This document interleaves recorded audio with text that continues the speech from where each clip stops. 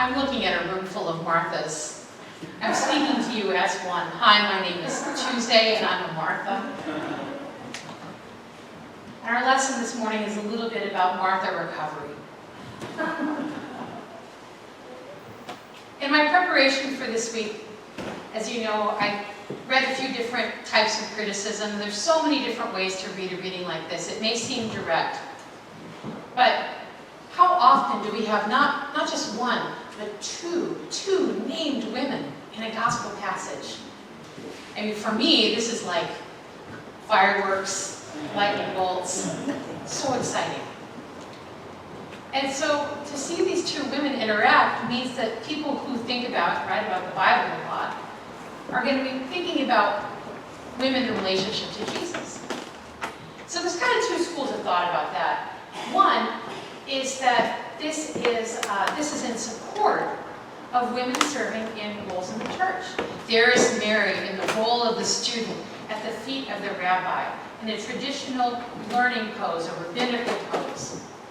And it says, that particular school of thought says women should be educated for ministry.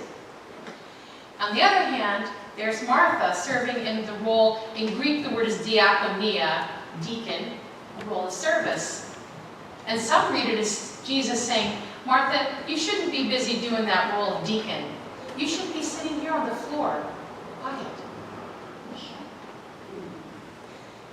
If you had to guess which one of those two I might subscribe to, I'll leave that to your imagination. But I actually think there's a third way. And I think it's a way that you all have chosen today. Jesus says, Martha, Martha, you were distracted by many things. I love that word, distracted. How often, when I'm serving as host, if I'm serving as host in my home, if I'm serving as host here in the church, how often am I distracted by what I'm doing, that I've lost sight of the one thing that matters? How often when I have you over as guests at the rectory, I'm worrying about, is there enough ice in the bucket? Is there enough butter for the bread? Are the bathrooms clean? How often am I focused on anything but you?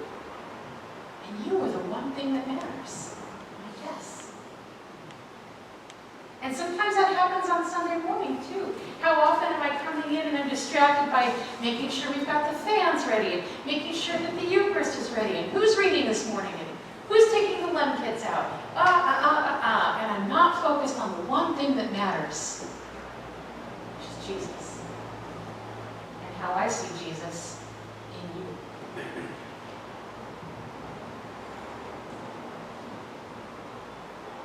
It's hot. It's sticky. There's bottles of water in the narthex if anybody gets too warm. Please help yourself at any time. For this hour, and we're going to do our best to keep it that way, for this hour, together we chose the better part. We decided to set aside the distractions, the things that we're not supposed to be focused on, and come together to focus on the one thing that matters. Paul talks about Jesus as the image of an invisible God. And since Jesus is no longer physically in our presence, I'm looking out into the room, and I see Jesus present in each one of you. And if you look around the room, if you look at every single face in this room, you see the one thing that matters. And this morning, you all chose the better part. The time that we spend in prayer, in our meditation, the time that we spend in service to one another and to Christ in flesh outside of these walls, the time that you spend sending the note, making restitution, the time that you spend caring for one another and for God's creation, that's the time that you spend choosing the better part. Martha, Martha, you are worried and distracted by many things. For which of us can that not be said? Mary has chosen the better part. I kind of wonder if Martha isn't envious of Mary. And so I wonder also if Jesus isn't giving Martha an invitation. It's okay if the olive oil isn't set out. It's all right if the bread burns a little bit in the oven. It doesn't matter. Choose the better part. In the name of God. Amen. Amen.